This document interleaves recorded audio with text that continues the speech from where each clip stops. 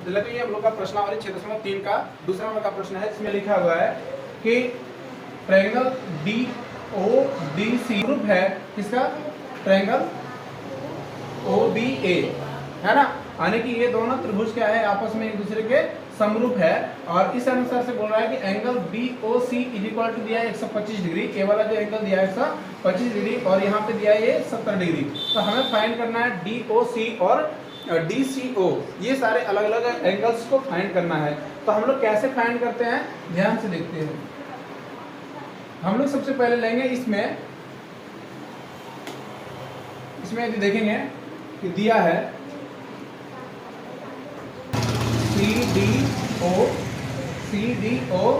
Is equal to कितना दिया है 70 डिग्री और दिया है BOC और एक एंगल जो दिया है कितना दिया BOC बराबर कितना दिया है 125 डिग्री। लिख सकते हैं कि नहीं?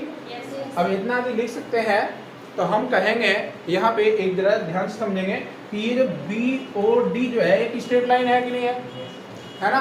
तो लिखेंगे अब DOB बराबर 180 डिग्री। क्यों है? क्योंकि बोलेंगे रेखिक है, रेखिक युग्म कह सकते हैं ना, ये क्या है, ये रेखिक युग्म है। और रेखिक युग्म में क्या होता है, तो हम लोग कहेंगे सर यहाँ पे दो यानी कि एंगल DOB बराबर यदि लिखना चाहेंगे तो लिखेंगे एंगल BOC प्लस COD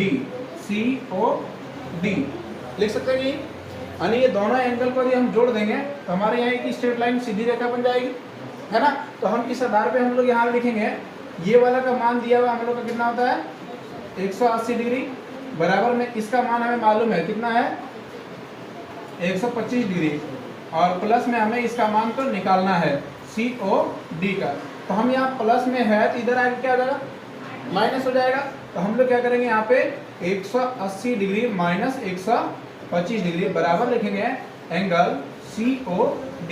अब जैसे ही माइनस कर देंगे तो हमारे पास कितना बन के आएगा, मेरे ख्याल से 55 होना चाहिए। तो ये हो जाएगा एंगल COD, यानी कि एक एंगल का मान निकल गया जिसे कि हम लोग यहाँ निकालना था COD बोलो चाहे DOC, ये हमारा निकल गया पहला वाला, है कि नहीं है। अब हमें दूसरा कैसे निकालेंगे, तो दूसरा निकालने के लिए हमारा जो दूसरा दिया गया है क्या दिया है DCO, हमें क्या दिया है DCO निकाल दिया है।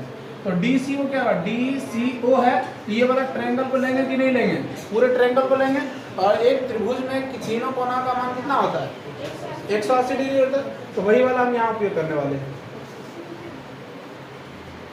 लिखेंगे त्रिभुज DOC से, है ना, त्रिभुज DOC से angle D plus angle C plus angle हम लोग लिख सकते हैं DOC बराबर 180 डिग्री, यानी कि ये वाला एंगल, इस एंगल और ये वाला एंगल, तीनों एंगल को जोड़ देंगे कितना हो जाएगा 180 डिग्री। और अभी हम लोग 180 डिग्री लिखे हैं तो इनका मान हमें मालूम है कितना है, यहाँ पे दिया है 70 डिग्री दिया है कि नहीं दिया है। और एंगल C का मान हमें निकालना है, ठीक है ना, एंगल C का मान हमें निकालना है। तो एंगल C लिख दिया प्लस DOC का मान हम लोग अभी जस्ट निकाले हैं, कितना निकाले हैं, सभी को समझ में आ रहा है कि नहीं आ रहा है। अब यहाँ पे क्या करना है 55 डिग्री यहाँ पे बिठा देंगे, सॉरी ये यहाँ पे क्या करेंगे 55 डिग्री बिठा देंगे बराबर में कितना है 180 डिग्री, ठीक है। यहाँ पे 70 और 55 को यदि हम जोड़ेंगे कितना आएगा 125। तो हम लोग यहाँ पे लिखेंगे एंगल C बराबर, सॉरी एंगल C प्लस लिख देते हैं ताकि और एक स्टेप बढ़ जाए, 125 बराबर 180 डिग्री। अब हम लोग यहाँ पे क्या करते हैं, इसको इसीलिए लिखेंगे एंगल C बराबर 180 माइनस 125। तो बताना कितना आ जाएगा, एंगल C 55 डिग्री है। क्लियर आ रहा है समझ में, किसी को कोई दिक्कत नहीं यहाँ पे। चले और एक चीज निकालना है, और एक चीज क्या निकालना है हमें, तो देख लेते हैं एक बार।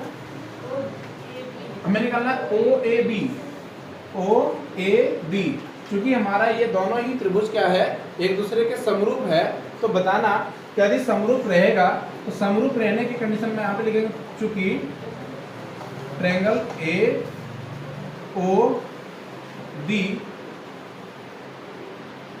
समरूप है ट्रायंगल कौन सा, डी ओ, तो हम कहेंगे ना इस एंगल से, यानी कि एंगल सी बराबर हो जाएगा एंगल ए, होगा कि नहीं, और यहाँ पे एंगल डी बराबर हो जाएगा एंगल बी, ये कह सकते हैं कि नहीं, क्योंकि समरूप उसी कंडीशन में होता है जब ये हमारा कोई ना कोई समरूपता कसौटी फॉलो करता है, ठीक है।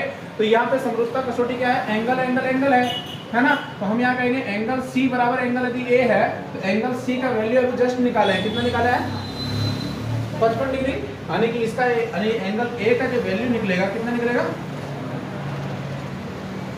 क्लियर समझ में आ गया, जल्दी से नोट कर लें।